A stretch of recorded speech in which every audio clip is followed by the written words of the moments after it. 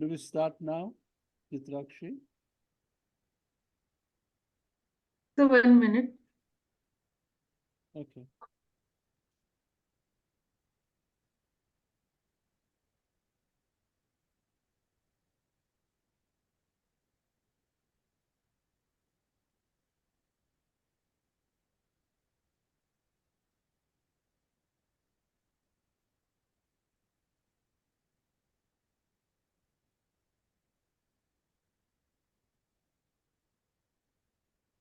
I would also like to share screen and check if it's working. Just a second.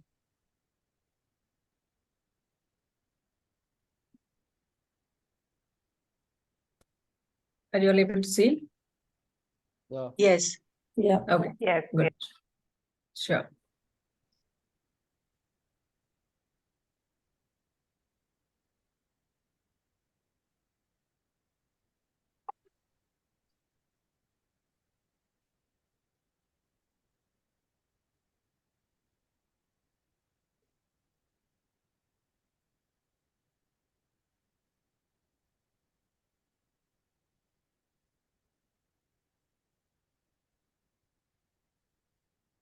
So we can start now.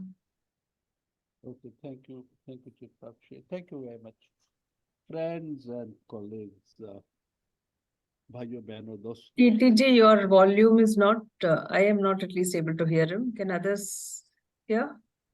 It's very low. Yeah, Now, I don't know what to do then.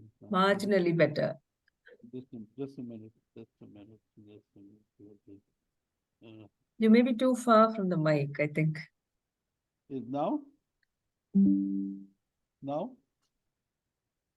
Not better. Okay, fine.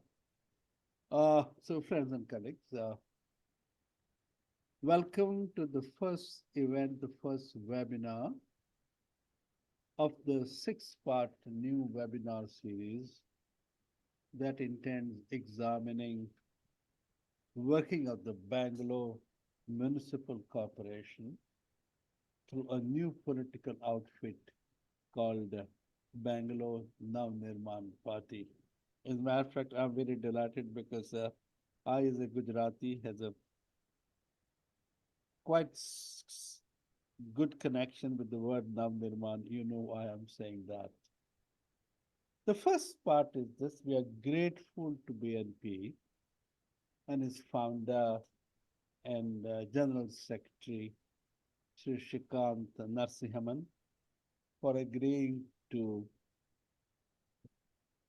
partnering with INHAF for this series. It's going to demand time, energy, and effort from the organization. And in putting this together, and therefore BNP deserves our grateful thanks. The first episode is titled Introduction to Area Sabhas, and the entire series is called CAT, Municipal Governance, and CAT stands for Citizen Participation, Accountability, and Transparency. These are words we have heard a lot, I think, in the last couple of years, and we are going to kind of see its application, how it works on the ground in the coming 6 webinars. So thank you very much, Narasimhan sir. As you know, INHAF has been running this webinar series called Rethinking City, and this one is its 106th event, 106th event. The Rethinking webinar series is going on almost for 3 years, and we have covered some 50 odd urban themes and sub-themes. We also have some 500 urban experts, specialists, professionals, and even community groups sharing their work, sharing their experiences, sharing their views, and sharing their perspectives on multiple aspects of urban growth, planning, and development. And we want to making the cities more livable, inclusive, which means city that cares for and is open to everyone, a people-friendly city and sustainable city. So this is the kind of objective and goal with which we have been running this webinar series. We want sustainable, people-friendly, inclusive cities. We're very much interested in this six-part series as it is going to give us a different dimension of our cities, a micro as against a macro perspective, a bottom-up view of the city as it functions, as it grows, as it develops, and as it tries to meet people's aspirations and people's needs. I'm told, and I very much believe so, that is why I'm very excited. BNP, that is Bangalore Navnirman Party, is a unique development. It is the only party, only political party in the country exclusively focused on the municipal government, the third tier of city government, after the state government and the national government, the central government. We consider it an important development as urban governance is emerging as a major challenge. In fact, urbanizing India and institutional issues, their adequacies, their relevance, and their efficacy is much needed to be questioned and understood. This episode is devoted to introducing Ward Sabha. I don't know how many remember that institutionalization of Area Sabha is part of the constitutional amendment, 73rd and 74th constitutional amendment that created a constitutional status for the local bodies. It is in some way a tragedy of sort that almost 30 years after the constitutional amendment, and despite very weak local bodies financially, structurally, politically, and institutionally, we have done little to change things at the municipal level. India's urban challenge is multi-sided and multidimensional.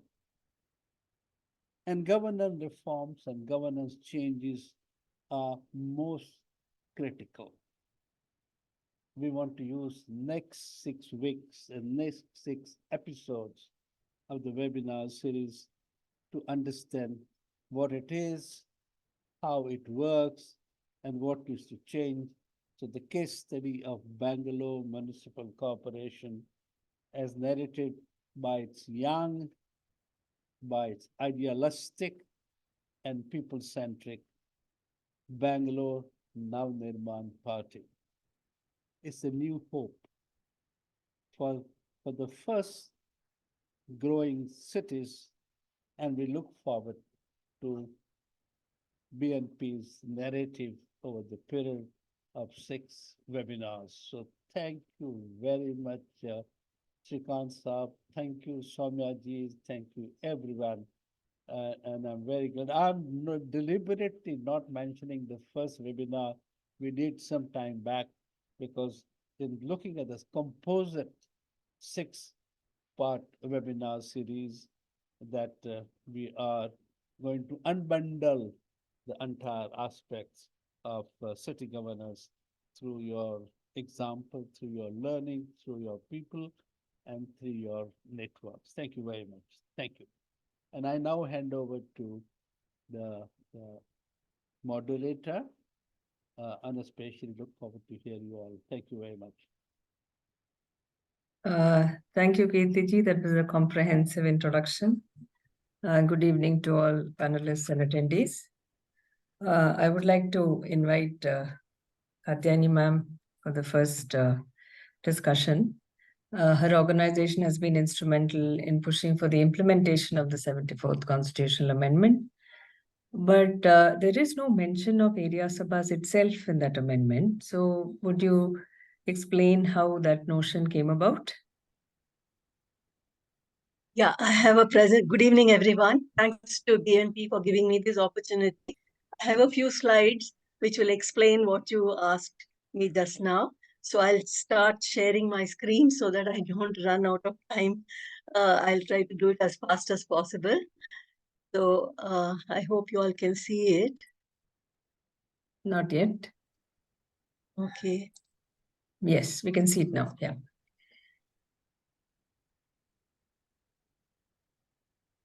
I hope I can go to the slide share. Oh,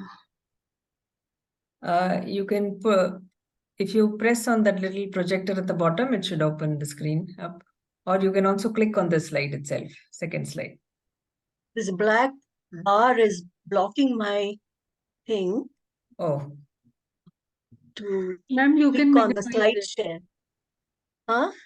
You can minimize the Zoom box. This one, this black thing? Oh, Yes. yes. Thank you. We are not so technically savvy. Okay. Now it should be better. Can you see it now? yes, The slide? Okay. that's right. Go ahead. Yeah. So, thanks very much once again.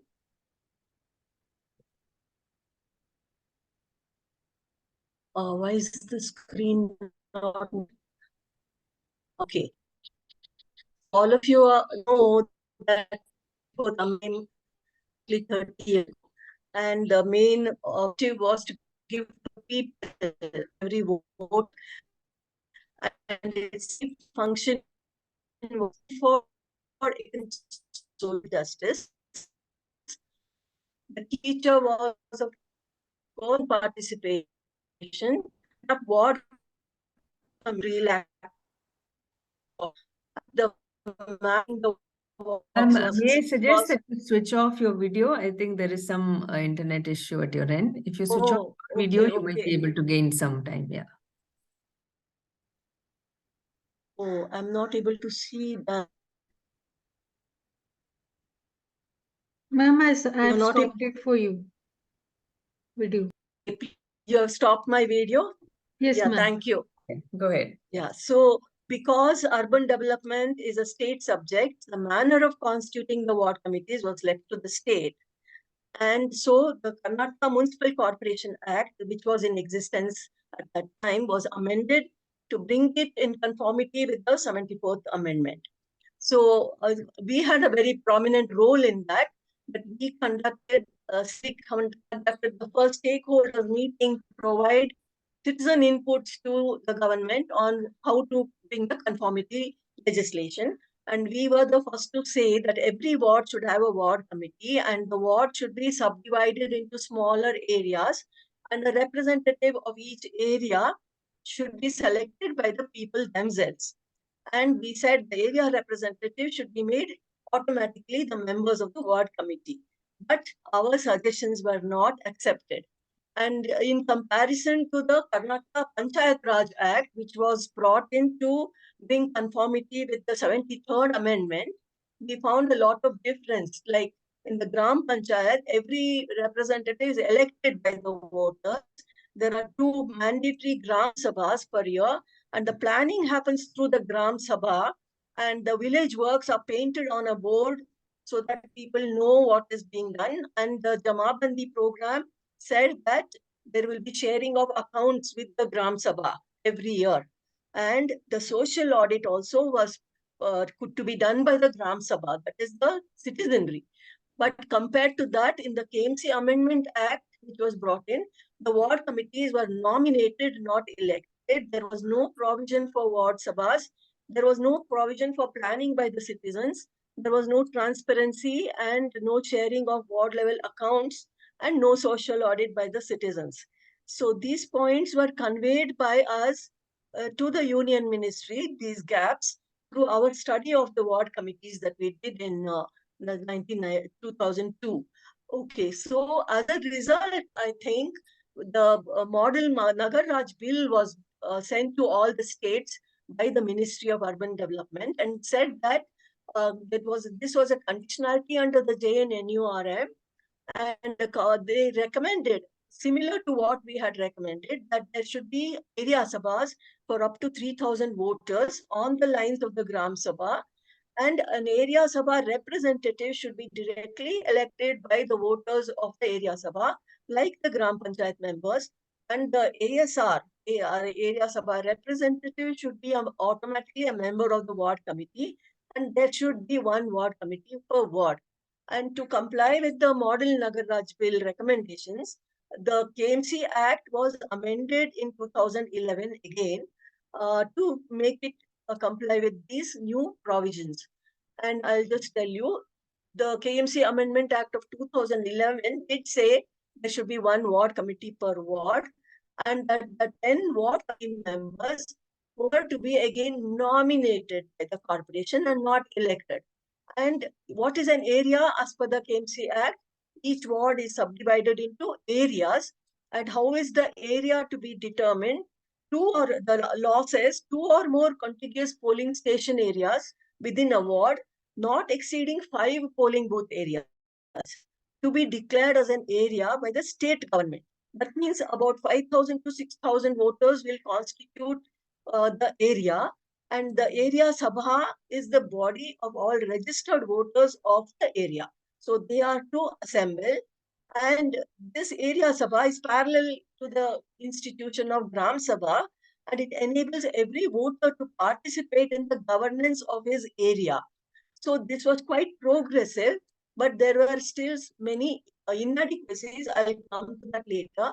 They were to meet at least once in 3 months, and the decisions were to be taken by consensus, if not by majority.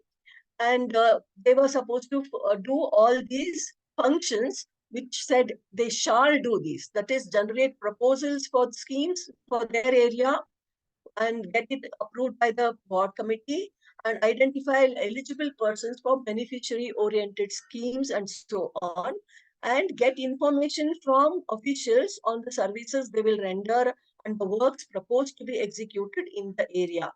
And also seek follow-up action so that there is accountability and transparency at the area sabha level. And that this was to be demanded from the ward committee on the decisions concerning the area. And also, in addition, they were supposed to do these functions, and it said they shall identify the deficiencies in the water supply and so on. And I will not go into the details.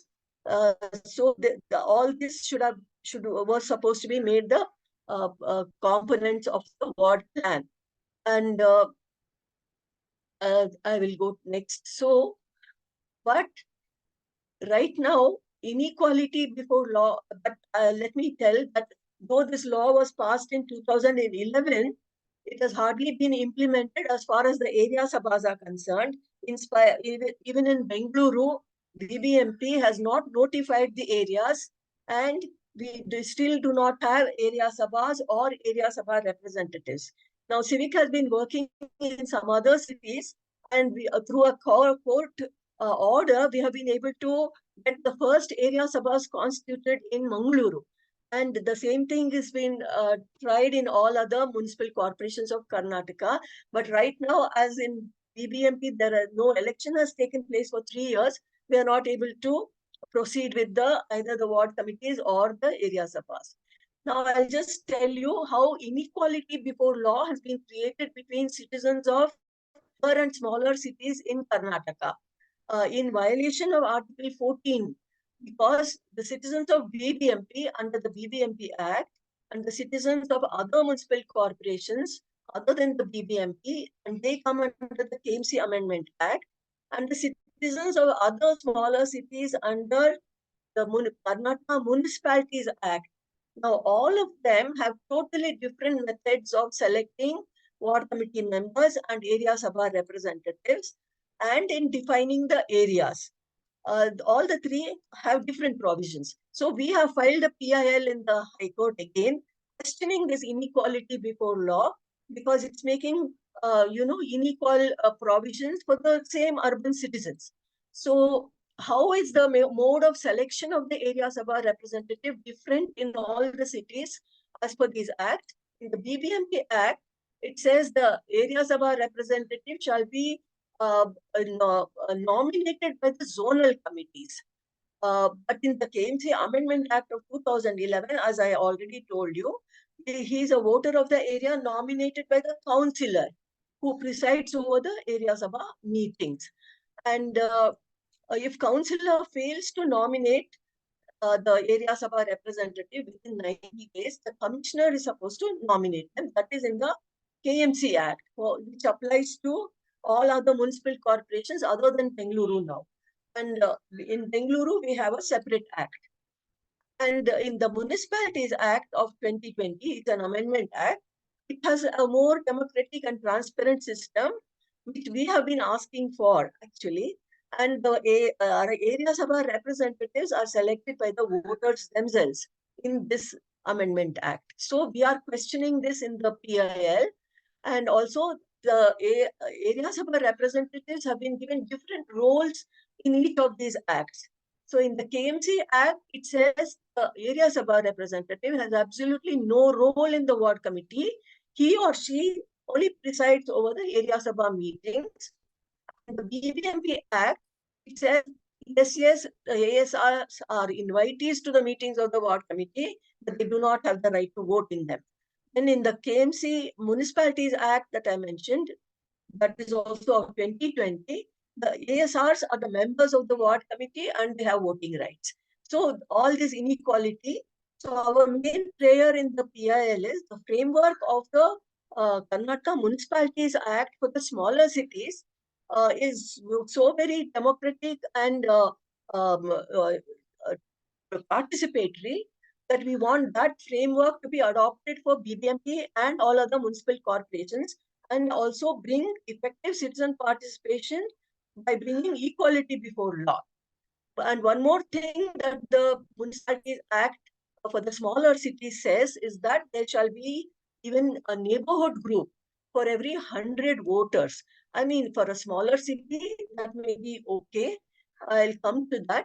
And it says the neighborhood group representative shall be selected by the members by lot from the available eligible members. And he becomes a member of the area sabha. And we welcome the idea of the formation of neighborhood groups in BBMP and other municipal corporations. But I don't know if that number should be restricted to just 100 voters, because in BBMP we have more than 1.2 crore people. So that number may be more, that is possible. And also we are supporting the idea of a neighborhood group, but the ASRs being selected by the members by lot or lottery, that we are not accepting. We want the neighborhood group representative and the area sabha representative to be elected by the neighborhood group by a show of hands. And we want the ASR and ward committee members to be non-political persons, as it has been specified in the Municipalities Act for smaller cities. And so in the bigger cities, we are saying 100 voters, maybe too small a number, that can be enhanced. And our prayer is that every polling booth area should be defined as the area, because right now in the BBMP Act and in the KMC Act for other municipal corporations, one area is consisting of up to 5 polling booth areas, which means 5,000 voters. So we are saying, as in the Municipalities Amendment Act for smaller cities, every polling station or polling booth area, which may have a maximum of 1,000 to 1,200 voters, should be defined as the area for constituting area sabhas. So we are saying that should be the norm even for BBMP and all other municipal corporations. And I'm not going in anything else because of shortage of time. So if you have any questions, I can answer them. So I thank you very much for giving me this opportunity. I hope I have not overshot my time. Thank you, Kathyayini ma'am. So in your view, this seems very comprehensive. Do you think there are still any loopholes in the concept? Is this self-sufficient and complete the way you have prayed in the petition and as it has been laid out by the Karnataka's laws?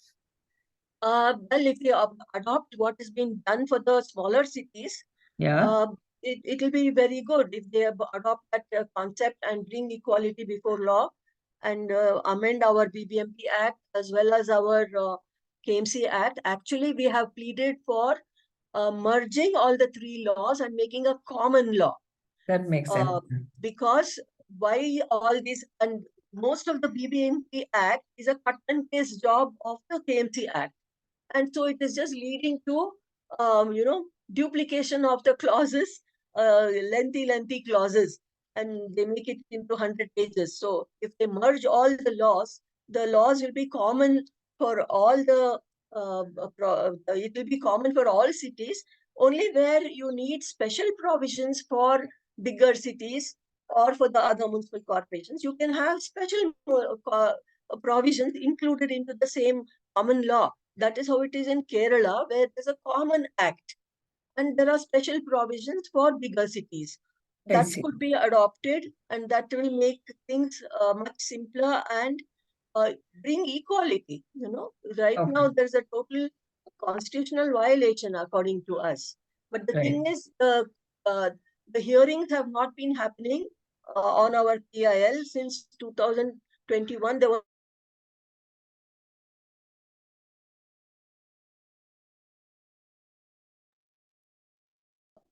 court has accepted our PIL and sent notice, but the government has not responded yet. So that's where it is. But I'm saying that the areas about the provisions, if they're implemented, they're pretty good. That the area voters will decide and plan for their area and also monitor the usage of the funds in their area.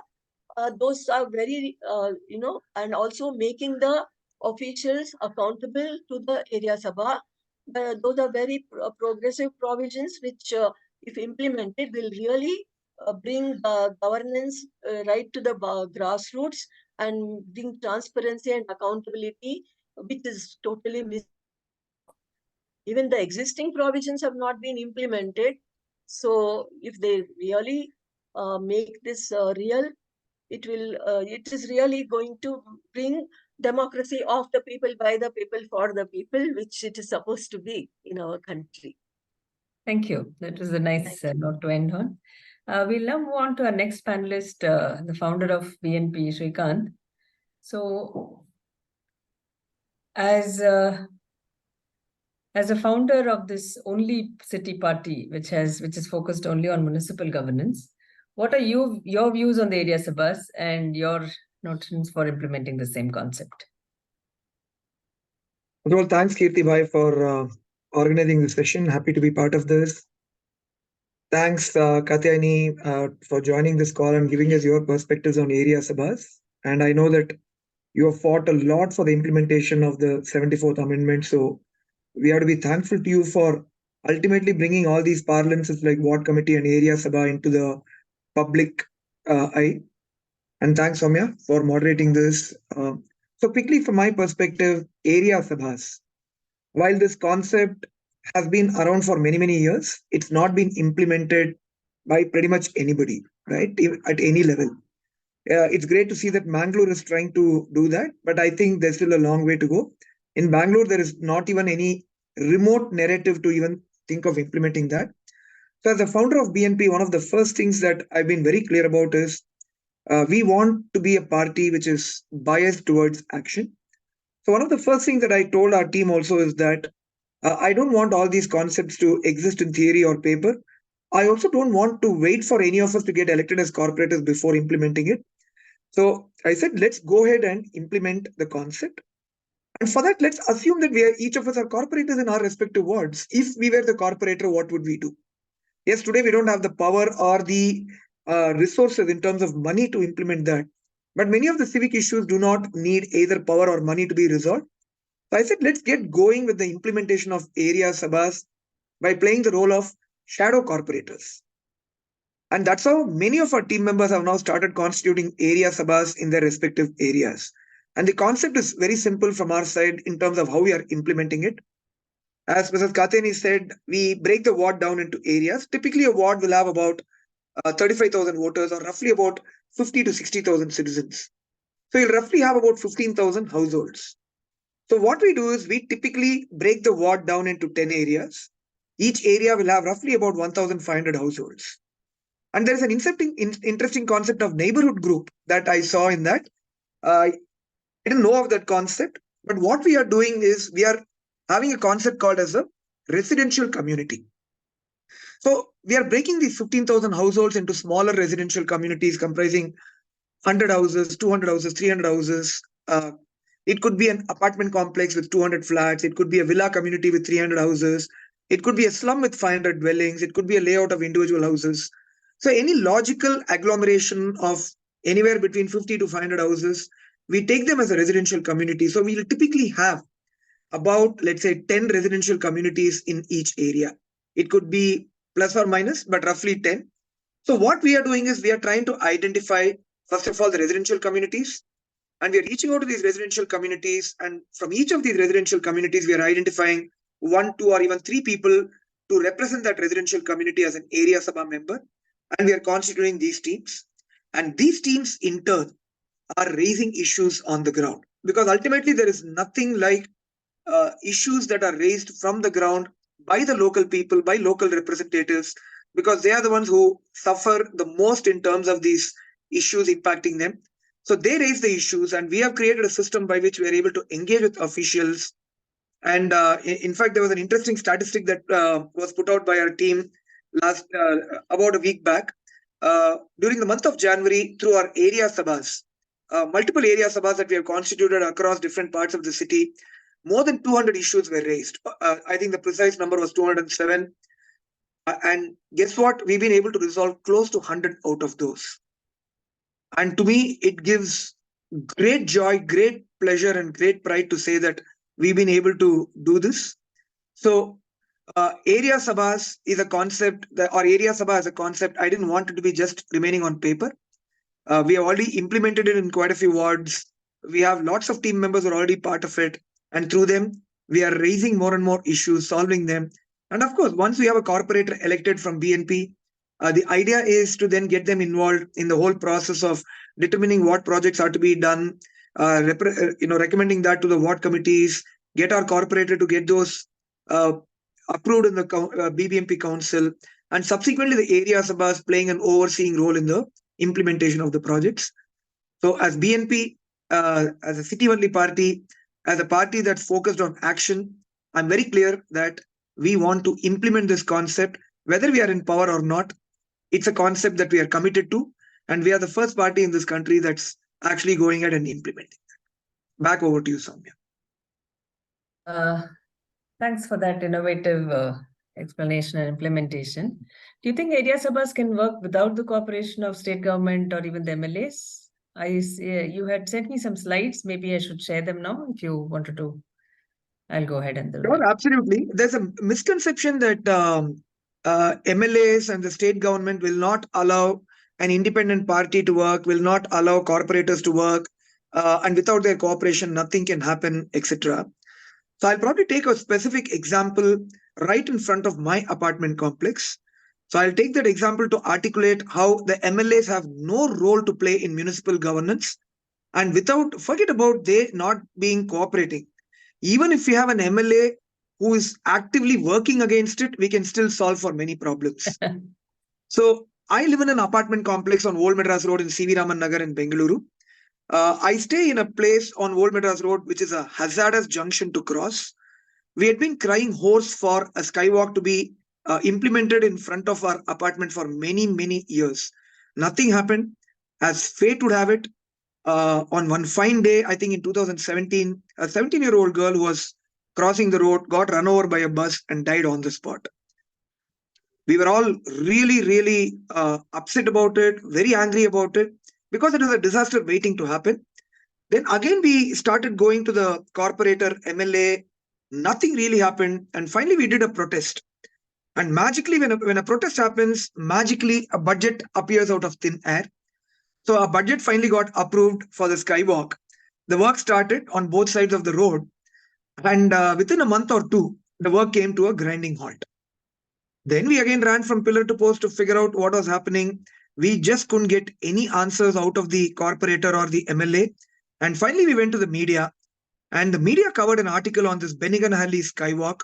And to our shock, in that media article, the corporator openly states that, the work was started because there was a need for the project, but now the work has been stopped because an influential politician wanted to discuss something with the contractor.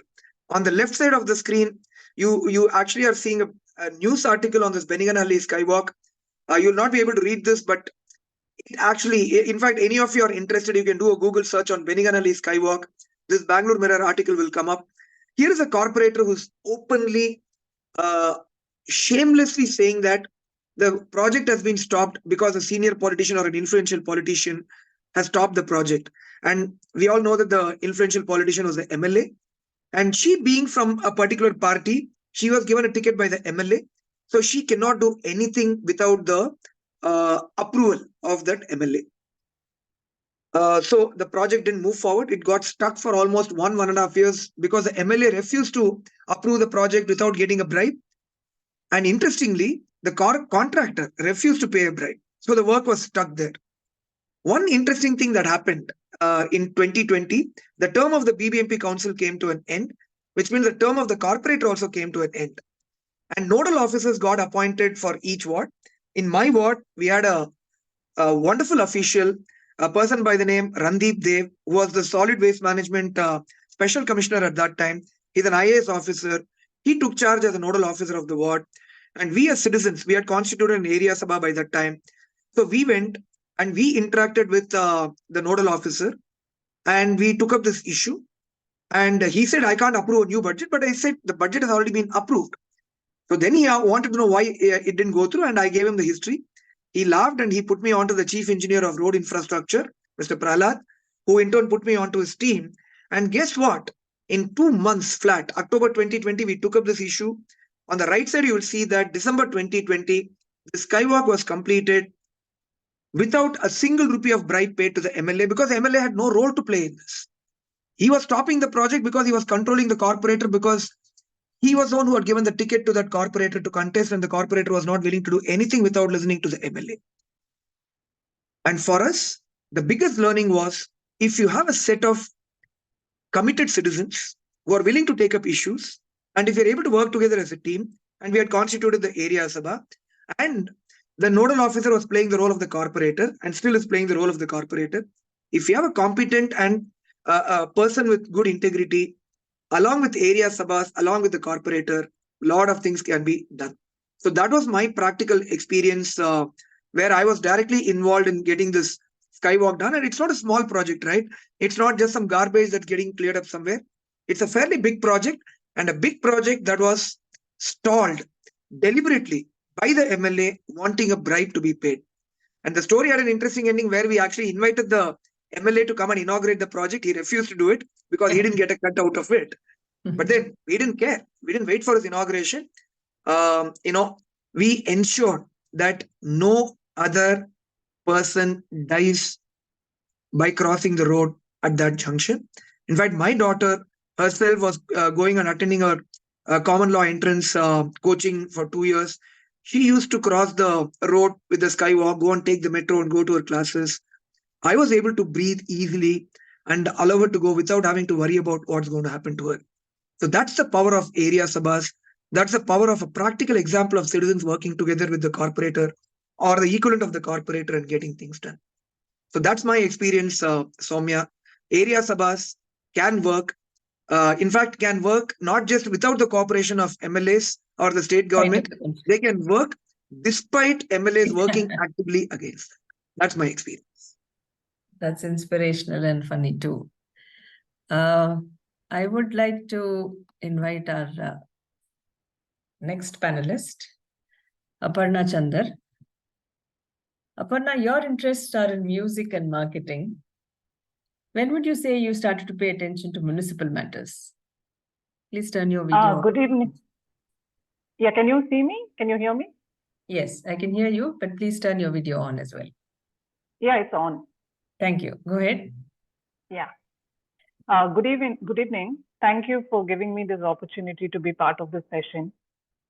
Okay, to answer your question, I started getting interested probably about 4 or 5 years ago, because after having lived in my community for more than a decade, I decided to give something back to my community. So I took up a position in the management committee. So while solving internal matters in the community, I also started paying attention to external matters. Our road. So we have a private road of about 200 meters that is just in front of our house. So in front of our apartment complex. So it leads to our community. So this was in really bad shape because of, lots of various diggings by various service providers. So this was probably the first time I paid attention to a municipal matter. I mean, obviously, I was also going through the experience of that road constantly. But that was the first time I paid attention in a way where I wanted to do something about it.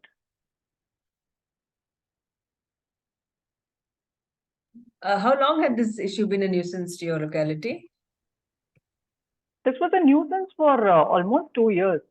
Oh, so because okay. the management committee before me and even independent people from the community had tried to reach out to the BBMP guys, but it was of no use. So basically, they were initially promising that they would fix it. In fact, multiple residents decided to call independently just to put pressure and all that, but nothing would happen. They would say they would fix it, and then eventually they'll just stop answering our calls.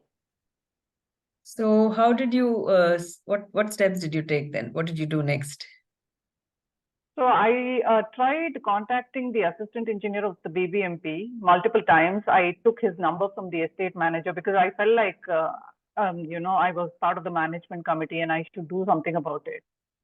So I called him and he said, yes, we will fix it, all that. And then I would also follow up with photos and videos of the road.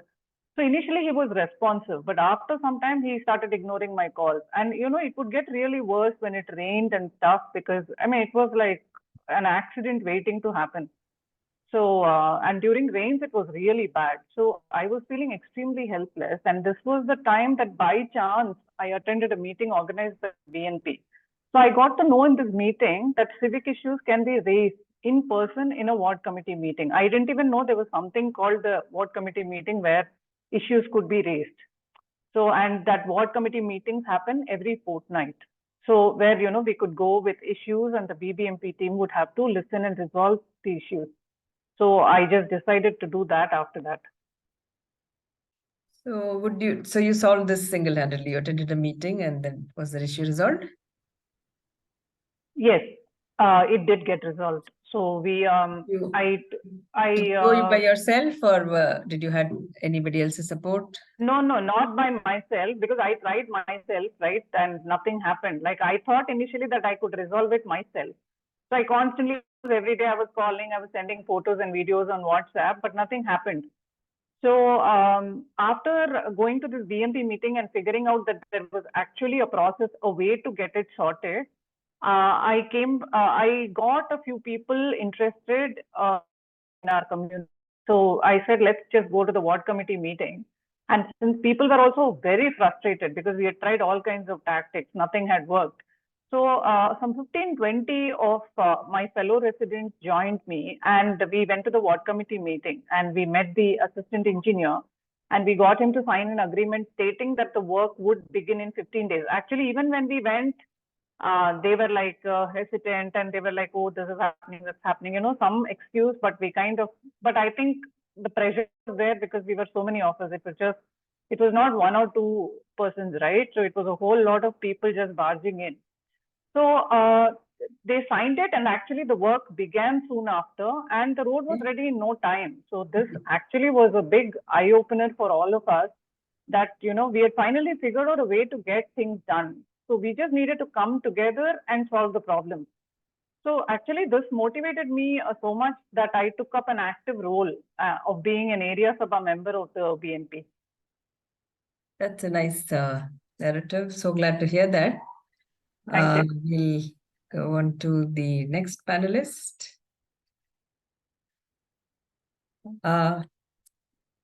Poongothai, how long have you been a member of BNP? Is everyone able to see my screen?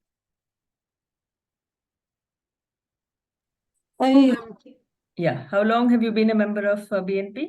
Good evening, all. It's a great opportunity for me to have a great chat with you guys in today's evening. With BNP, I'm there almost like 4 years now. Oh, that's a seasoned yours. Yeah, I came to know about BNP in 2020, towards the end of November, and I was going through the BNP website. I read about the ward level project details, which was published in the BNP website. Then I found these are very helpful for the issue I was working on. Then I connected with the BNP team and became a member immediately, somewhere in November 2020. So did you feel any issue of helplessness when you faced with these issues? Or did you have any plan with the collaborating with people and getting on with the resolution? Being a civic warrior, like I come across a lot of different civic issues faced by the citizens of our city. Even so would you like me to share one of the slides you have sent me? Yeah, please. Yeah, right.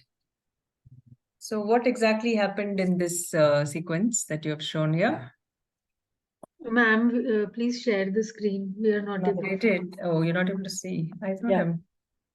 Actually, during my walks, I found quite few black spots in our ward. And then I was connecting with my like-minded citizens and formed area sabha in our ward. And we worked together as a team. We raised these civic issues in the ward committee meeting.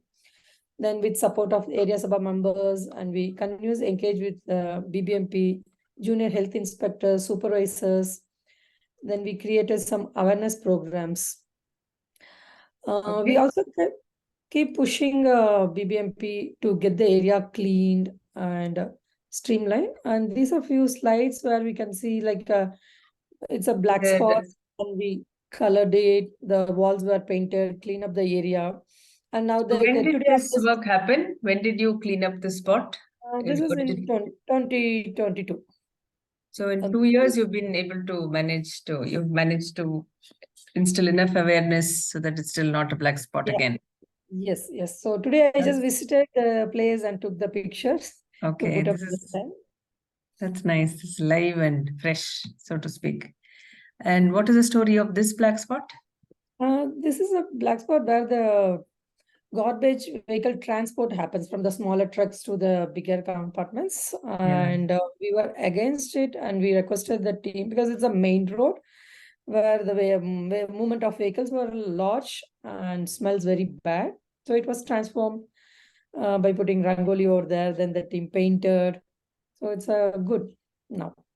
So and it's still maintained well. Yes. The transfer station is moved elsewhere. What about this? This is another black spots. Like one end of the road, there is an apartment where the children come out for the school bus boarding. And this complete stretch is with of garbage. Where the other side, there was a low-level houses, and the garbage vehicle was not regular, and people used to throw the garbages. Then it was transformed. Then the next thing you can see, it was painted, and the team worked closely to keep it and check on it. And the other picture is taken up today. This incident was carried out in 21. Okay. So we took it in the ward committee meeting, and multiple discussion happened. And almost it took like 3-4 months to come to this stage. And now, it's pretty better. Yeah, it still seems to be holding up. That's really commendable. You had one more success story. Did you transform any of these spots into something else other than? This is another black spot where it became a nursery now. Like the team tried to clean up the garbage regularly, but still it was not an end to it. Okay. Then we got an opportunity to set up a nursery at that place. Then it was like transformed. It's very good. Then this picture also taken today. And the other location, the same, that wall you have seen, which was painted, there we can see some stalls were put up. As soon we painted, then we have got some tender coconut stall, and there is a lady with stitching.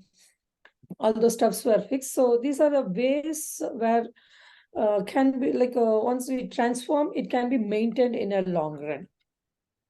So how many team members would you say worked with you on this? Actually, these locations are from different areas of our groups. It's not Right. in Oh, Overview. that's great. So you had a cross-area collaboration. Yeah, it's across area, and multiple nice. areas of our groups work for it, and they regularly monitor. And we have a WhatsApp group with BBMP Solid Waste Management team. If any issue, they'll be posting on that. So now they resolve your issues quickly. Yeah, in the most of the cases it gets solved, and still there are some black spots. We'll be continuous working on it. Thank you, Poongothai. Thank you. We will now move on to our last panelist, Lalithamba. Lalithamba is also the campaign lead at Bangalore Navanirbhan Party. Would you like us to join you on a journey of how you converted and reclaimed footpaths, whole lakes, etc.? This is a very picture-intense presentation that she shared with me. Lalita, I'm going to start screen sharing now. Yeah. Can you share it as a larger one? Yes. As a presentation? Sure. Great. Yeah. This is a big story, so it needs a large screen. Go ahead. Ellarigu Shubha Sanjay and good evening, everyone. First of all, thanks for providing me this opportunity to even come and speak about this. I remember BNP was formed in 2019, but in 2020, we had a great energy, and I distinctly remember that BNP was promoting the importance of citizen participation at the local levels. We may call it area Sabhas then as well. And at that time, the energy among our citizens was very high. So we, the residents in HSR and specific to 24th Main area, we united and worked with the BBMP team to transform an unusable footpath of about 300-350 meters to making it a usable and a walkable one. Along the side, we citizens understood. I didn't even know many of these people, right? I was staying in this area, and this footpath was also about 14 years, it was unused. And it is adjacent to a KPTCL wall. Opposite side, there are multiple apartments in that row. It's a main road of 24th Main, etc. But I didn't have any connect with that team. So the power of citizen participation and area sabhas is one classic example here. So we went, there was a lot of parthenium that used to cover every monsoon and nobody bothered. And there were a lot of trees underneath. We could find everything else, people urinating on the wall and all this. So it all started with this citizen activism. We said, I remember distinctly, me and another friend, Kamesh and Venkatesh, all of us just went and started plucking the parthenium. I don't know, every apartment that was right opposite to that footpath started joining. We said, okay, for today it is enough, tomorrow it's enough. And this journey, it went on for 4 weeks. And I think it was around that COVID time itself, people were working from home and a lot of things. And from day 1 and 2, I think we also got the contacts of BBMP and we started working.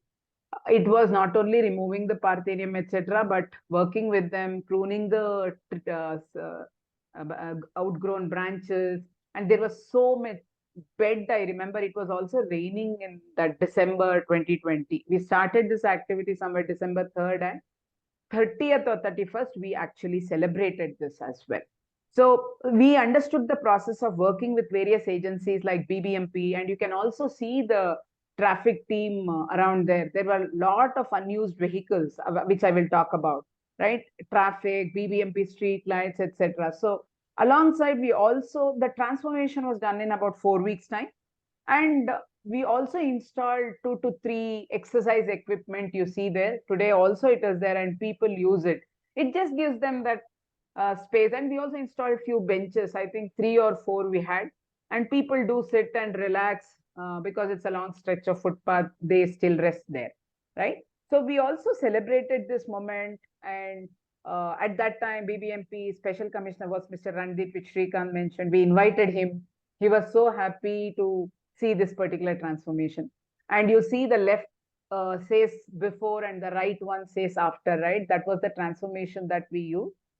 Idea was to clean it up, make it usable and walkable.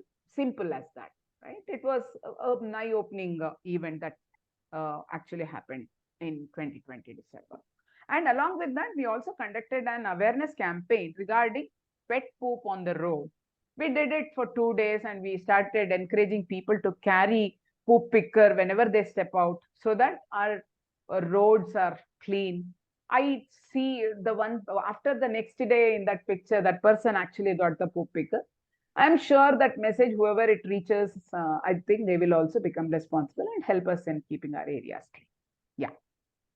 Moving on next.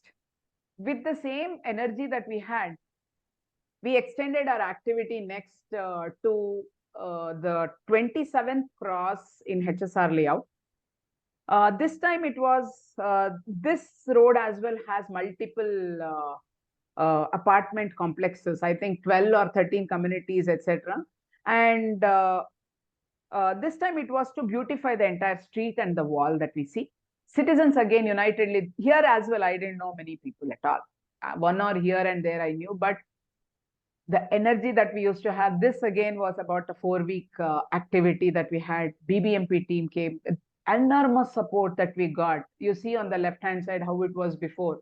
Alongside, we also, see, this was, I think, day 2. On the right-hand side, you see citizens sitting. It was day 2, I believe, where we all sat and took a picture.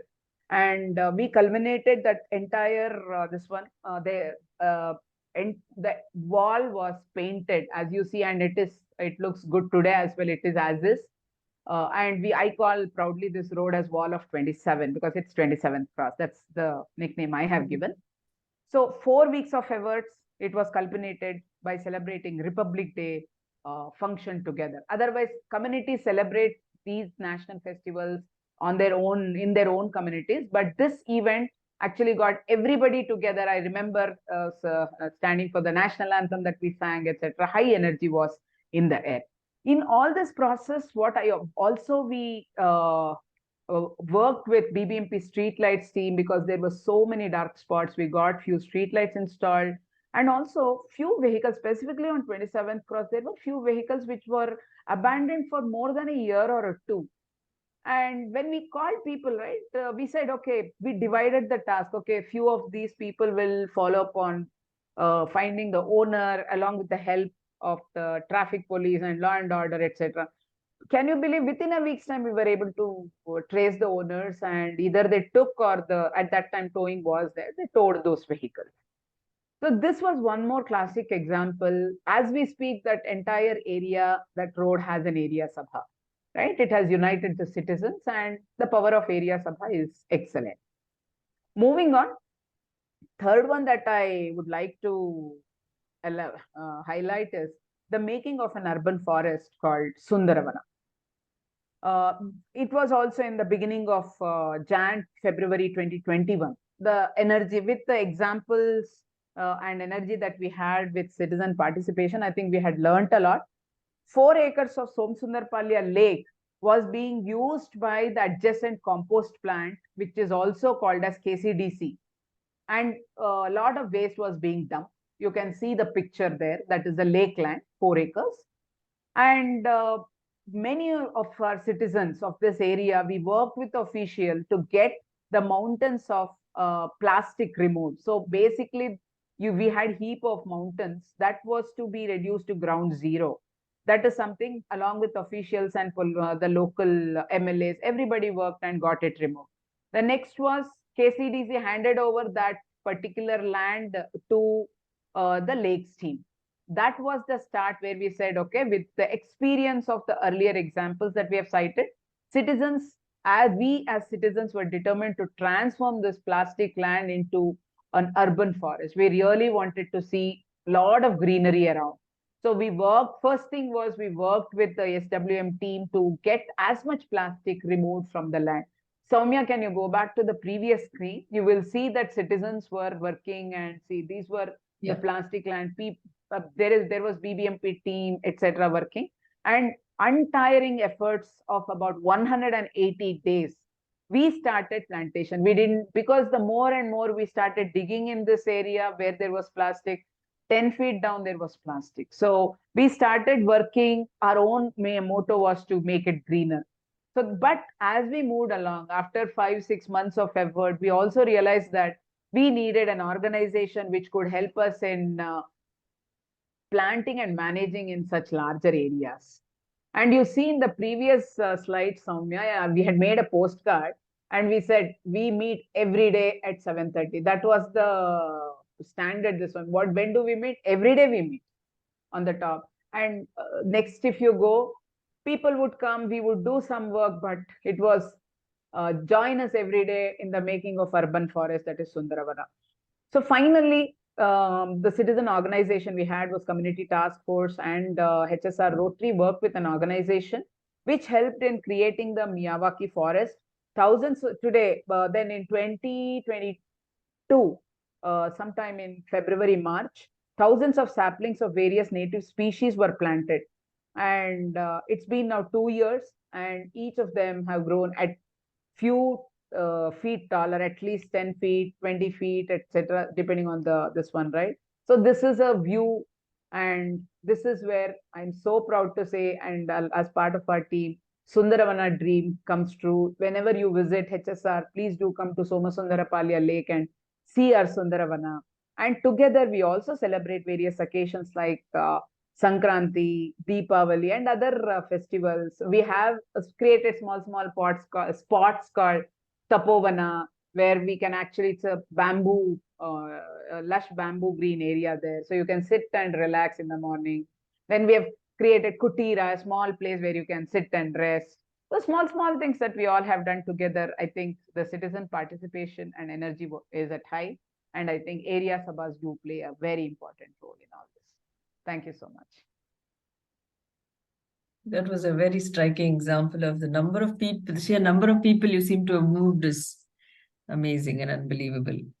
So, Srikanth, would you summarize some key takeaways maybe on how citizen involvement can now transform neighborhoods?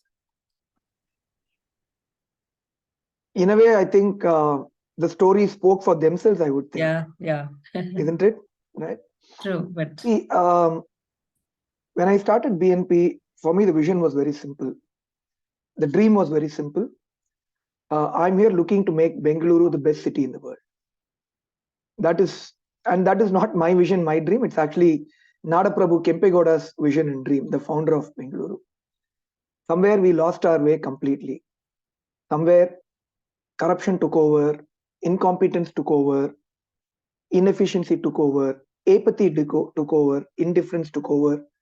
And today, I don't know about other cities, but Bengaluru is in a terrible, terrible shape. And for me, the only way to bring about change is by involving citizens. Of course, we have to be in power. I got this registered as a political party, and we want to contest elections because a fundamental change can be brought about, I would say, only by being in power. But that alone will not be enough. In fact, every now and then when I see the High Court of Karnataka issuing an order to BBMP, asking them to give a status report on all the potholes and asking them to fix everything, I actually, in a way, I don't know whether to laugh or to cry. Bengaluru has 14,000 kilometers of roads. Assuming that we even deploy 1,000 officials, if we deploy, each one has to manage 14 kilometers of roads. These guys will take years and years together to even figure out where the potholes are and how to fix them. So I don't even know what I might be taken to task for contempt of court or whatever, but I'm saying, I don't know what the High Court is thinking. And BBMP every time gives promises to the High Court saying that, yeah, we will set right all the potholes. How is it possible? The only way it can be sorted out is citizens of the city in their respective localities take the responsibility for their own locality. And if we start identifying more and more people from the local residential communities, involve them in the process, all of these examples that you are seeing, right? None of them were in politics or none of them were involved in issues at this magnitude. But the moment people come together, people know that something can be done. My objective is to bring people together and for making our city better, our localities beautiful, to get things done.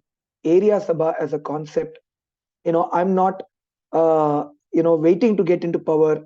I'm not a believer that, if the system hasn't worked in the past, it will never work. We have to start somewhere. I started small in 2019. Today, there's a huge army of citizens that I've been able to build.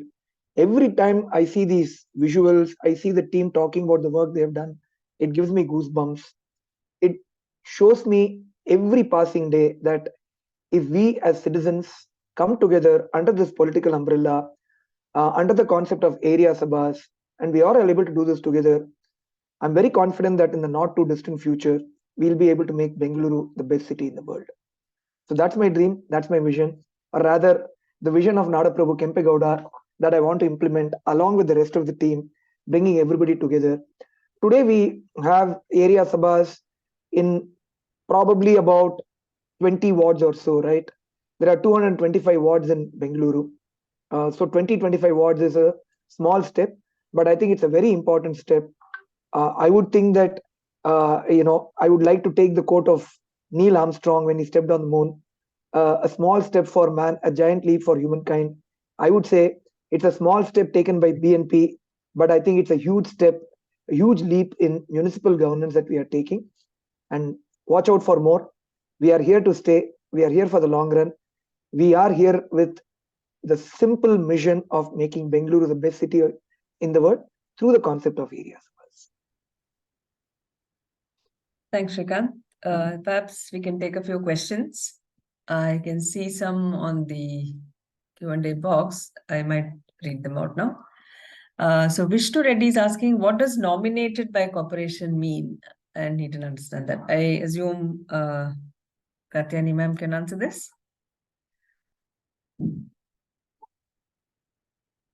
Yeah, that's a good question. We have been asking that of the corporation also. What does it mean?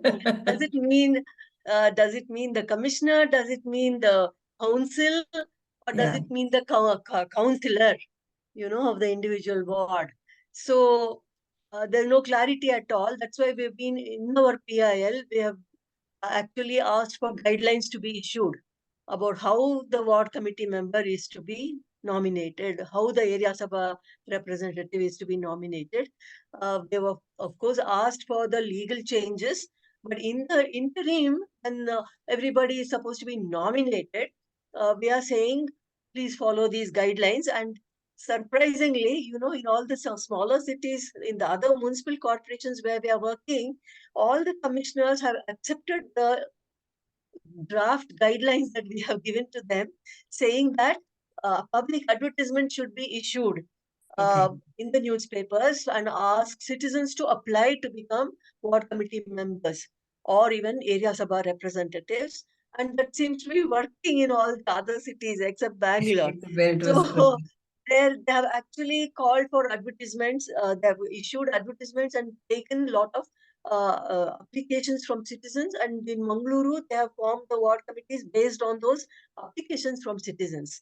So finally, of course, it will be approved by the commissioner or the council. But we are quoting the rules applying to the commissioner, saying that if the law particularly does not say that he should take the approval of the council for any implementation of a law, then he is the sole authority to implement that law. And he has full powers as commissioner, though of course it is a colonial relic, which we are also opposing. Executive should have better power. But anyway, right now the law is in our favor in the sense that it disallows councillors to nominate, which was a practice. And we are asking that it should be the commissioner who nominates through the democratic process of calling for advertisements and applications from citizens. Yeah, sorry, I took a long time. There So are I other think there's a questions. related question. So who might be the head of an area Sabha, Kamesh is asking. And if there's a decision taken for consensus, but somebody needs to take a stand, if there's conflict, for example, how is Who is that the person head likely to of be the chosen? area Sabha? Yeah, right now in the KMC Act, it said that the councillor will nominate for the area Sabha representative. It is there in the law, and if the BBMP Act says zonal committee will nominate. So they are asking that the voters in the area Sabha should nominate or should select or elect the area Sabha representative so that it is truly democratic, like in the Gram Panchayat, which I mentioned earlier. Yeah. So no, I think his Also question is in the slightly different. If there's a conflict between two ASR's representations, then should there be a head that will overrule? And if so, how would you choose that person? who is a kind of head of it. So there will be only a single area Sabha representative. Right. And the voters voters have to decide and come to a consensus or take a majority vote. So, That's right. the area Sabha is the building block for democracy. Correct. Where they learn to discuss among themselves, come to a consensus, respect other people's opinions and decide what is public good. And it should not be the good of a majority or the good of the elite or the, more powerful people in the ward. We have to learn to make the area Sabha a democratic space where we decide what is in public interest, and that may not always be the decision of the majority. Majority, yes. If there is a slum and they want the majority or the elite in the ward want the slum to be evicted, you cannot make that a majority decision saying this is what the majority wants. You have to go by certain principles and go by what is in the best interest of all the citizens and not just your own clique or coterie. So I hope that answers. Actually, Sowmya, I have a slightly different view to it. Okay. Very often we get caught up in all these terminologies, we get caught up in all these nuances and technicalities. Look at what we've been doing in BNP, right? Currently, there is no clarity in terms of who nominates and all of that, right? It's not been a stumbling block for us to involve citizens and move forward, right? I think my fundamental principle is if there is a good person at the helm of affairs, a bad law would not be a detriment. And conversely, if there's a bad person at the helm, no matter how you eliminate conflicts and you make it very clearly defined, etc., that guy is going to put his own coterie and in a way, make the system work in his or her favor, right? So for us, the concept of area sabhas in terms of involving citizens, working together, taking up issues that impact us at the grassroots level, putting a system and process in place to engage with the system and the officials is far, far more important than the technicalities and the nuances. I can tell you this much, for the next 20-25 years, these conflicts are going to continue. We'll all keep crying hoarse over all the amendments. And I'm not saying that we should not do it. We should do it, but we don't want to wait for any of that. And I have never found that to be a stumbling block in getting anything done. And imagine tomorrow, even if people play foul, etc., all it takes for the councillor to engage informally with all these area sabhas, take their views, take the projects, and get those projects approved in the council, right? That's how the process works. Only thing is today, the councillor works in his or her interest or in his or her party's interest. If you have a competent person, and that's what we are hoping to do in the upcoming BBMP election, things can be very different. So I think I wanted to leave that perspective because I've seen many people get caught up in all of these technicalities. We will work, separately. People like Kathyayini are working towards making that system a lot more efficient. But the judicial process, the political process takes a lot of time. It should not be a constraint. It will not be a constraint. It need not be a constraint. We are able to overcome that and keep working towards implementing all these concepts, not on paper, on the ground. Thanks, Srikanth. That may also be because there are so many unresolved issues right now. So I think we've not reached this position of conflict yet. So there's so much to do that everybody will be kept busy for some time is another way of looking at it, I guess. There's also another related question on which I should have asked earlier. So Joy Ganguly is asking, is there anything in these acts that is Karnataka specific? And do they cut across state boundaries? Or are these laws common?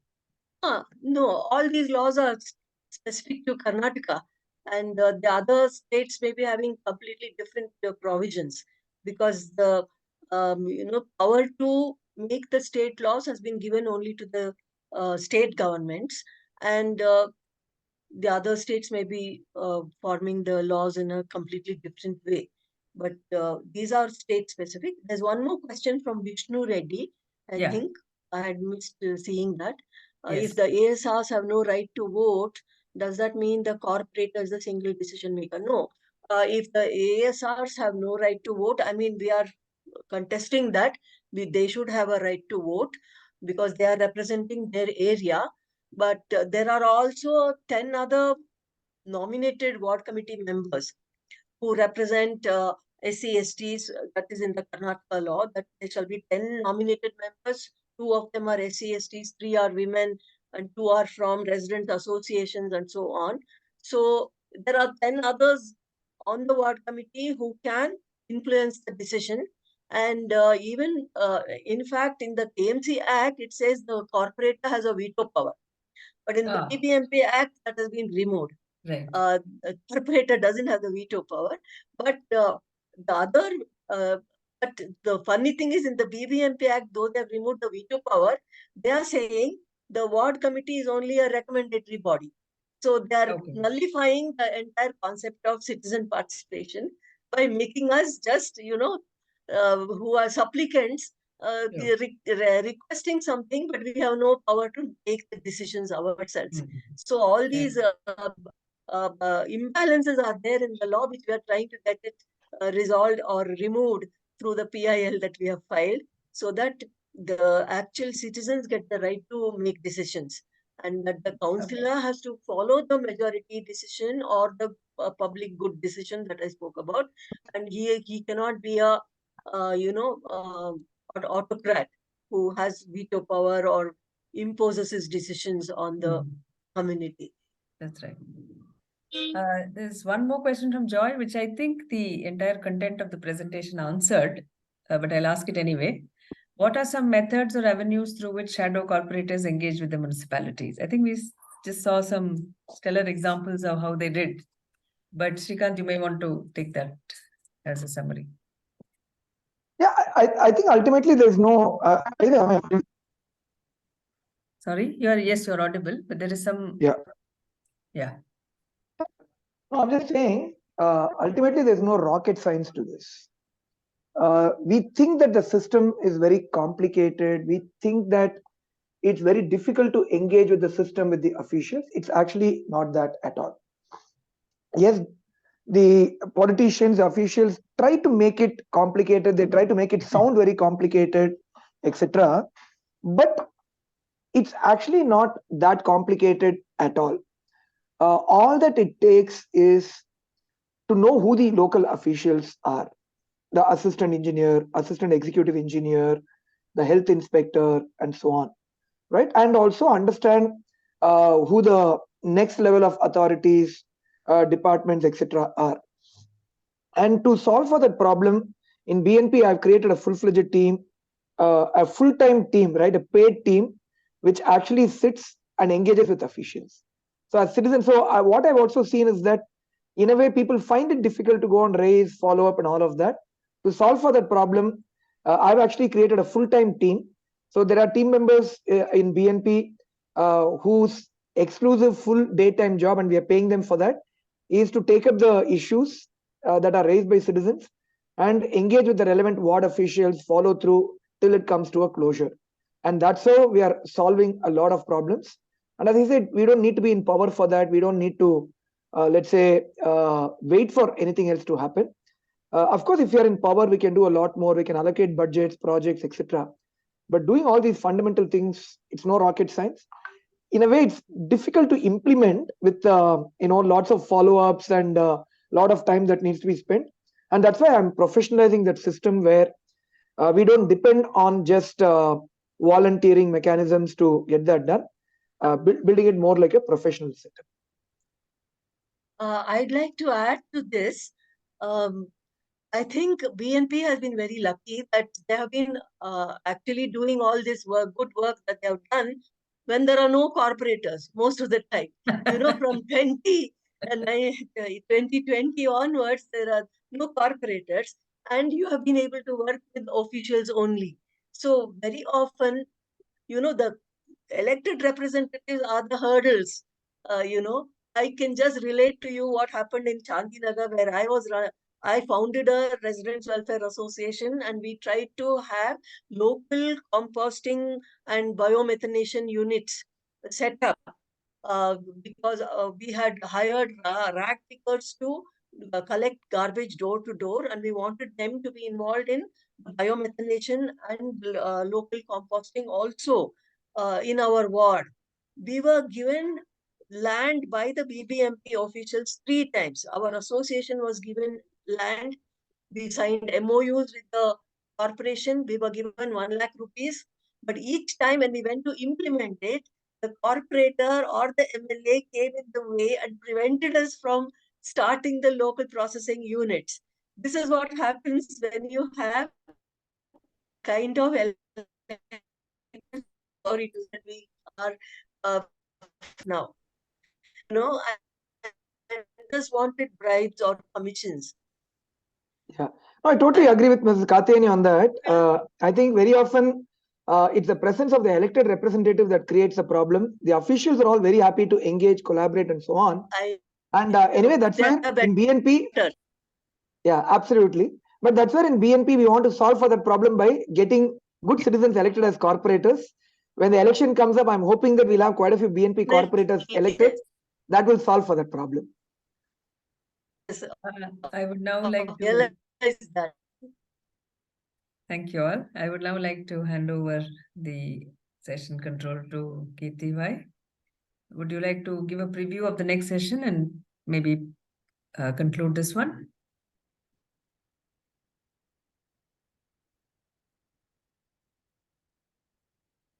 Chitrakshi, do you want to check if...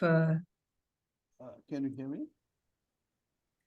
Okay, sorry. Yes, thanks for the opportunity. This is a very exciting session. Maybe you want to give a preview to the next or close it in any other way you think fit. Thanks. No, I think, as a matter of fact, I'm personally very delighted that this is happening. And as we go along, and I think we'll deal with more and more issues and give more examples, it will become very clear in terms of how this whole thing works. But I think whoever wants to kind of answer from the panel, I just have 1 or 2 questions which I thought I'd like to ask. One is this, that you talked about this CAT, the citizen participation, transparency, and accountability.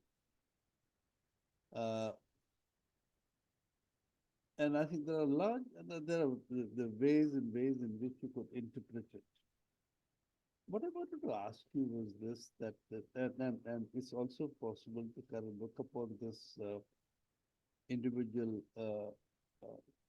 examples and success stories which were beautifully presented. The question that I wanted to ask you was this, that at this point of time, at this point of now, at this current situation, it appears that this is not happening. You are essentially, there is no official area sabha. There is no official list of members of area sabha. There is the formal mechanism, as it is called, is non-operational. Please, I'm asking this question, and please tell me if my assumption is right. I'm saying, uh, so this is essentially as defined by law, as defined in the constitutional amendment, those kind of things formally have not happened. And this is more or less a parallel process, a process in which you have not really kind of gone through formally. And that, as a matter of fact, I personally feel that's the charm of it. That is what is very beautiful.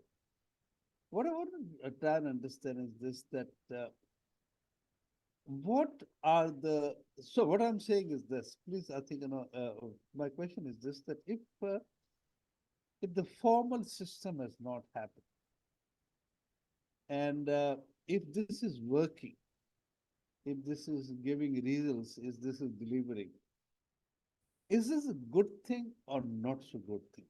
In the context of its formalization, it's happening through announcement, it's happening through the formal process of it. It's happening because from what I understood, this is not a formal process. Am I correct in Srikanth sir, or whoever wants to answer? Yeah, right now, what we are doing is obviously not formal, right? We are doing it informally.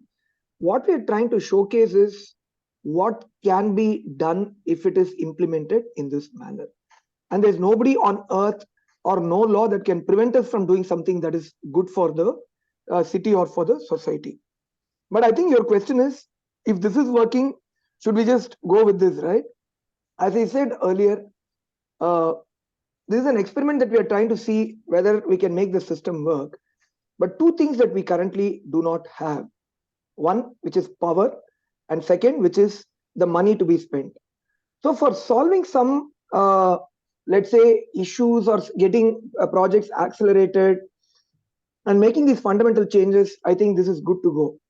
But for me, the bigger thing is every ward gets anywhere from 100 crores to 200 or even 250 crores over a 5-year period.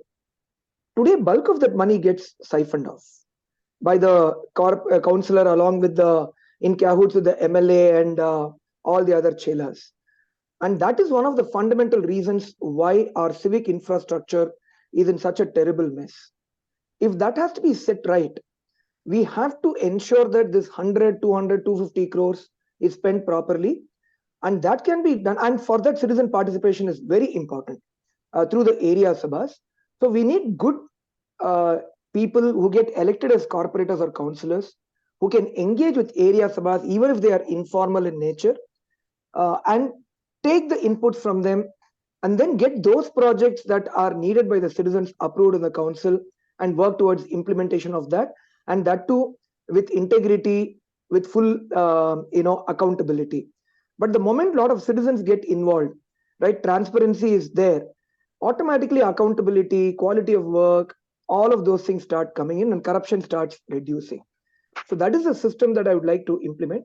Today, what we are showing you is a small sample of what we can do if we constitute this. What is the power of people coming together? What is the power of area sabhas?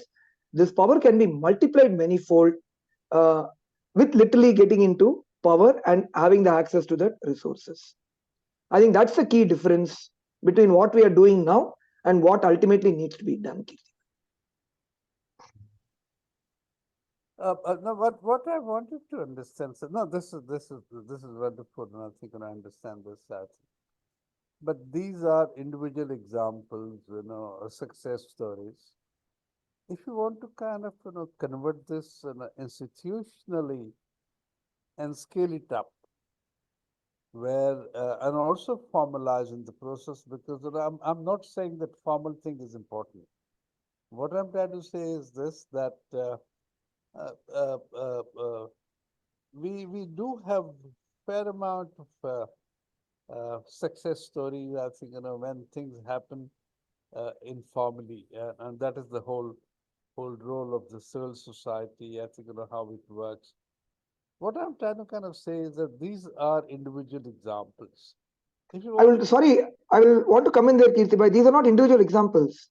This is happening under the aegis of Bengaluru Navnirmana Party. It's happening in a systematic manner. These are just a few examples. We have a lot more area Sabha members and teams across. As we speak, we are building up more and more teams. These are just samples of work, and of course, some of our best leaders who have done some great work. But we are replicating this in a systematic, institutionalized, professional manner, ward by ward, assembly constituency by assembly constituency, and across the city. It will take time because we have 225 wards, but these are not individual or sporadic or done in a, let's say, at their local. Of course, it's done at the local levels, but all of this is being done with a proper system put in place and with a proper mechanism that's being done under the aegis of BNP. Okay. And once we have these people, and all these people that you're seeing here, they're all going to contest as councillors or corporators. And if they get elected, all of this will be done officially in an official platform with the official mechanism and with funds available for the ward level allocation that is there, and with the power that the councillor enjoys to get these things implemented. So are you saying that this particular examples or success stories or thing that has happened will be seen or projected as work of the area Sabha? Yes. These are all things that we have done. For example, Aparna gave that example, right? Aparna joined our team, and then we together, we formed an area Sabha team. We attended ward committee meetings. It was done in a very systematic manner. In fact, I personally was present in that meeting when she brought in 15-20 people from her apartment complex into that meeting. The AE was completely rattled. The officials were completely rattled, right? And they were forced to act. And if she had gone as an individual and asked, nothing would have happened. So the point I'm making is this is happening under the aegis of BNP in a very systematic, professional, I wouldn't say formal way right now because we are not in power. It's informal, but it's very professional and it's systematic. And once we have some of our corporators, it will be done in a formal way also, with formal constitution of ward committees, area sabhas, involvement of citizens. That's what we are looking to do. I'm sorry, I'll just continuing to ask question, but just last one as quick. Like, say, for instance, if newspapers or the media takes, I think, cognizance of what has happened, how would it report? Would that be reported as success story or example of participation or entrepreneurship of an individual or work of your political party? How is it reported? How does newspaper talk about this? If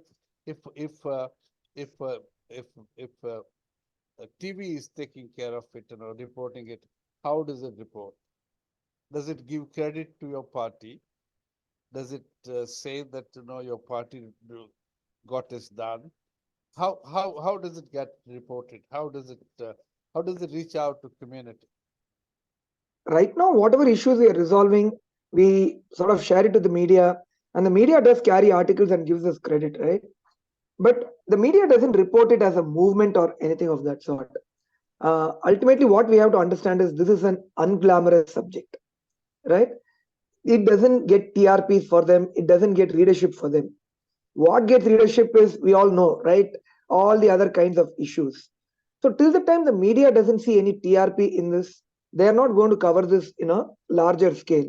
And in a way, I would say, right, the attendance in this event is symptomatic of that. Even people, right, they don't find these as glamorous topics, right?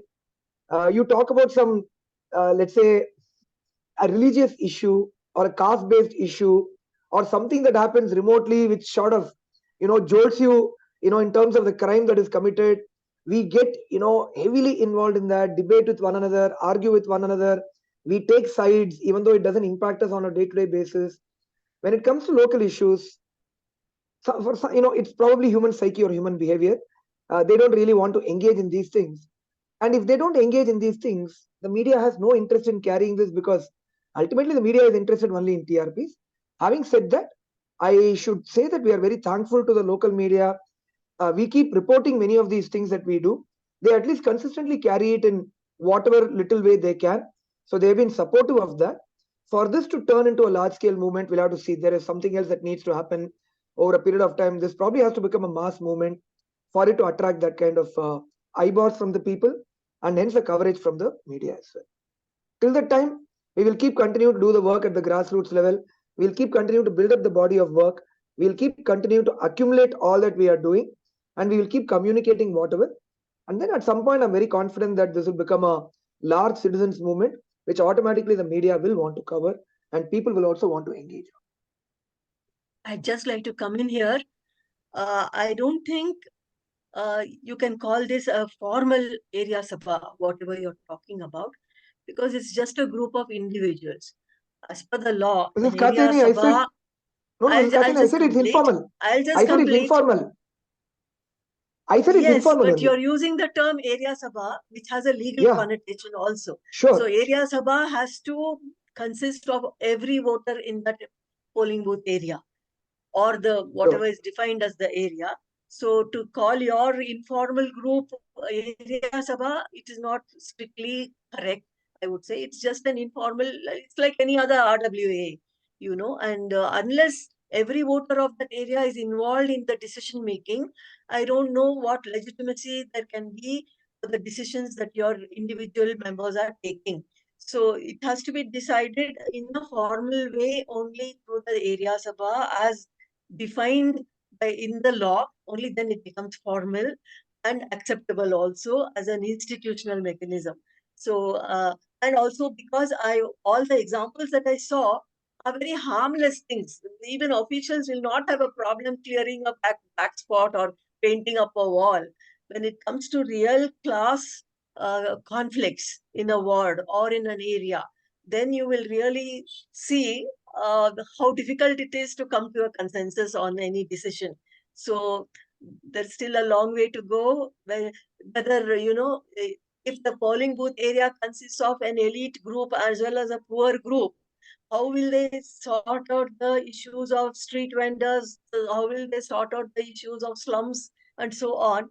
Those issues you have not been able to tackle so far because you have dealt with only elite problems of very simple nature. So I think a lot more experience needs to be gathered in really solving very, you know, class-based divisions and other kinds of really divisive kind of issues. Whatever you all have done is very easy to solve. Srikanth, That's all I wanted to share.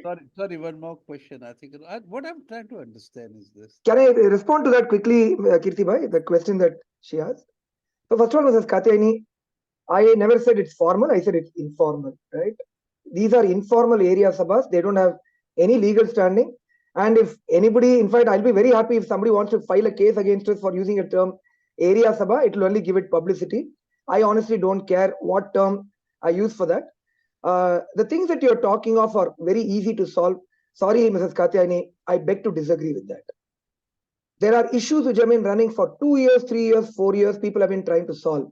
Roads not being laid. Skywalk in front of my apartment, a skywalk that was stalled for almost 2 years. Road on both sides of the road dug up. These are all not trivial problems. Yes, some garbage clearance here and there, I agree. That might not be a great issue to resolve. But to trivialize it by saying that we are solving only easy problems, sorry, I beg to completely disagree with you on that. We have solved some problems. Aparna Chandar was talking of a road that was not laid, which was causing heavy inconvenience for their people, and which was solved through the engagement of the area sabha. A skywalk where it's not a trivial issue. I'm talking of a 17-year-old girl who lost her life. And even after the loss of that life, the MLA and the corporator were not willing to get that done. Our area sabha team, including, I personally got involved. We actually got it done. Of course, it needed to have a good official as a nodal officer. Without that, it wouldn't have happened. But the point I'm making is, if there is a good corporator and if there is a committed area sabha team, we can solve for these problems, and these are not trivial problems to be solved. Number one. Second, I'm not saying that we are here to solve any and every problem. I always told my team there are different types of problems. There are some that are easily solvable. There are some that are solvable with a lot of effort. There are some that will be immediately solvable.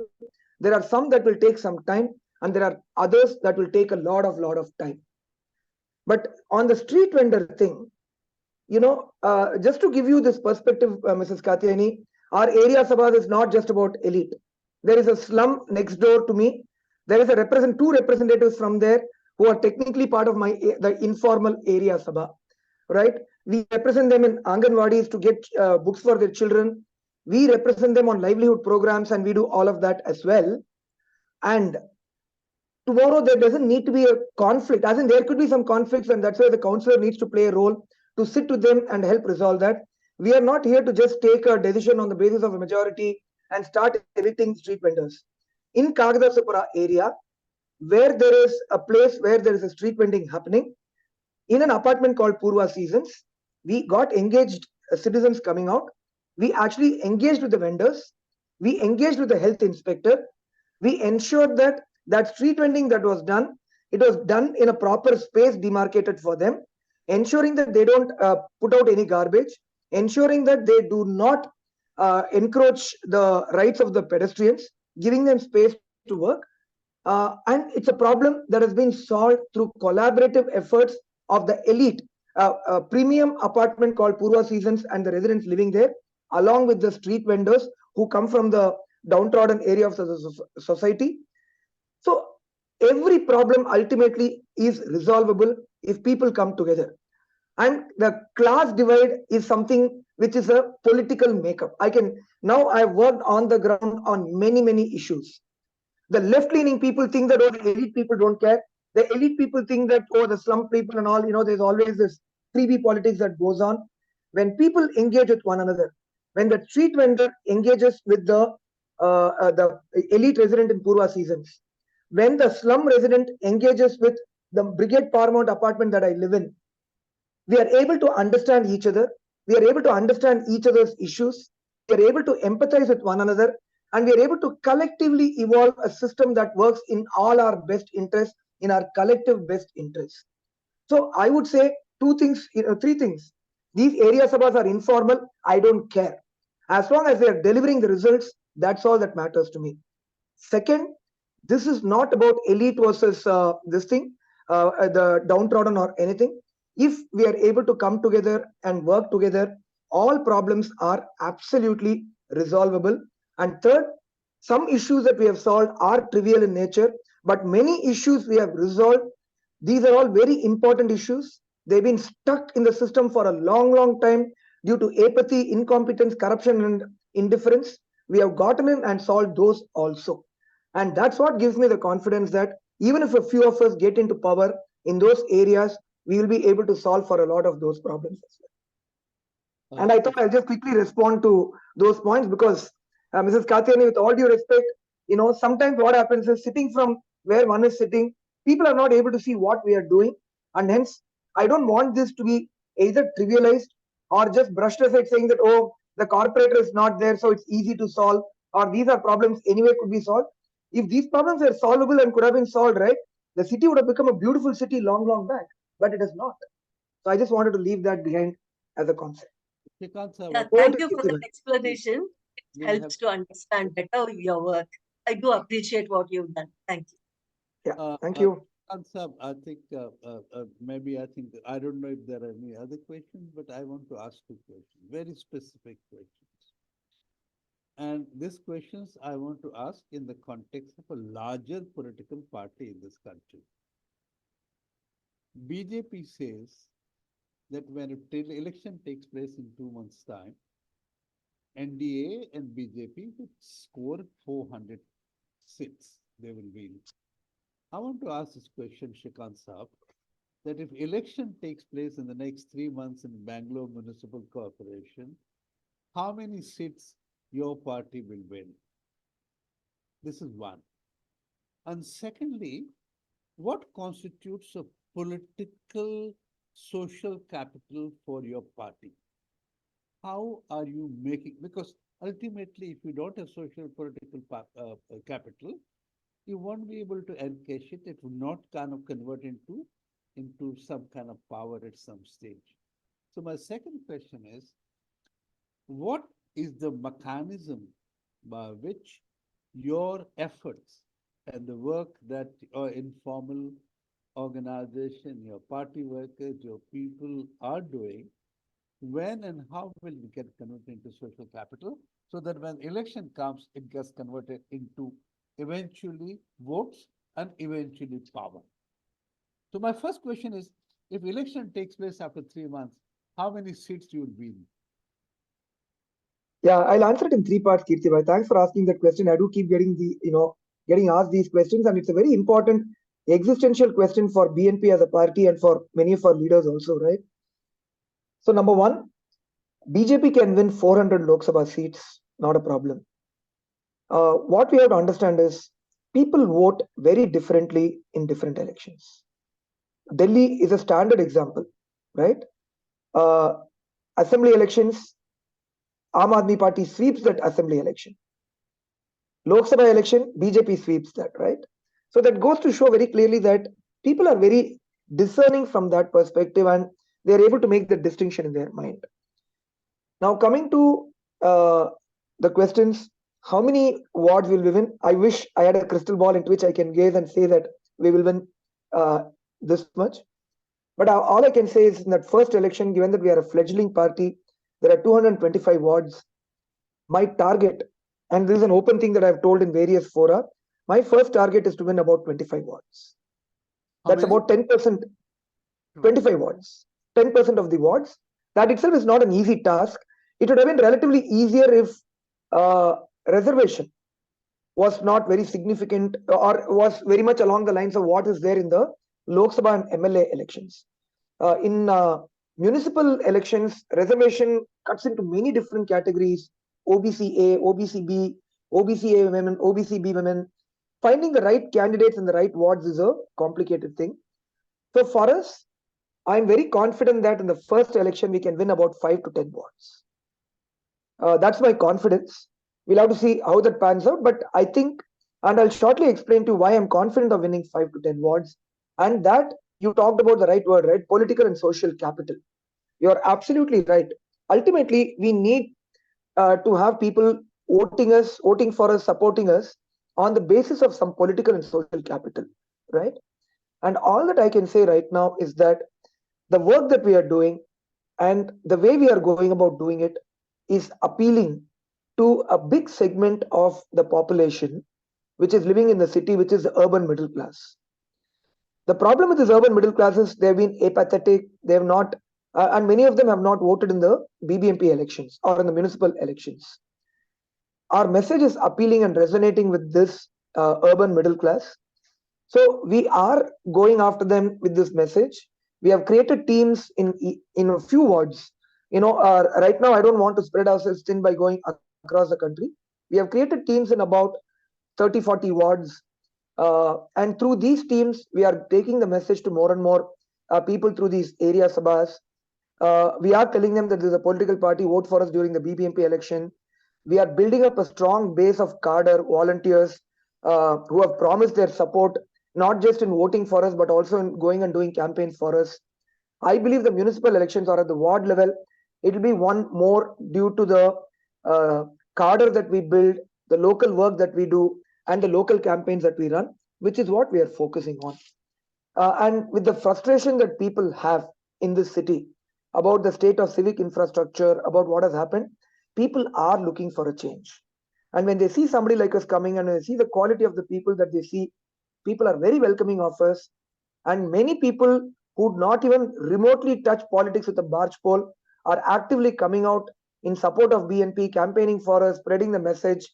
And that's truly amazing from our perspective. That is our political and social capital, which we want to leverage, with which my target is still to win 25 wards in the first election, but confident of winning at least 5 to 10, which will give us a base, which will help us build a body of work. And with that, I would like us to make a much, much stronger, bigger, and harder push in the next election that comes 5 years. That's my answer to your question, Kirti. Back over to you. Thank you. Thank you. Is there anything else anyone else wanted to ask? I'm sorry I asked too many questions, but if not, it's already 7:50, and we could then wind this up with. Does any of the panelists want to add to what Srikanth Sahab has said? Is there any other question in the question box which has not been answered? If so, then I think we could wind it up. So, who is Chitakshi, is there any question which has not been answered? Okay. Then I think thank you, Srikanth Sahab. Thank you very much, Sowmya ji, Kathyayini ji, Aparna ji, Lalita ji, and everyone. Thank you very much. And Poongothai as well. So very, yeah, very useful, and I think we learned a lot. And we look forward to. I think this is just the beginning. This is the first. There are many questions to be answered and asked. And we would do this. I'm continuous to hold lots of confidence in this process, and I'm hugely impressed with what is happening. And we want to know more and understand more, I think, as we get along. So we look forward to the second event when it takes place. And thank you very much for everyone's Thank you. contribution. Thank you. Thank you so much. Thank you, sir. Thank you. Thank thank you. you all. Yeah, Bye. thanks BNP and thanks Kirti ji for giving me this opportunity also. Thanks, Thanks, Kathyayini, Claude. and thanks, Kirti. Bye. Well, thank you, sir. We look forward to the second event as when it takes place. Thank you. On March 1st, yeah. Thank you. Thank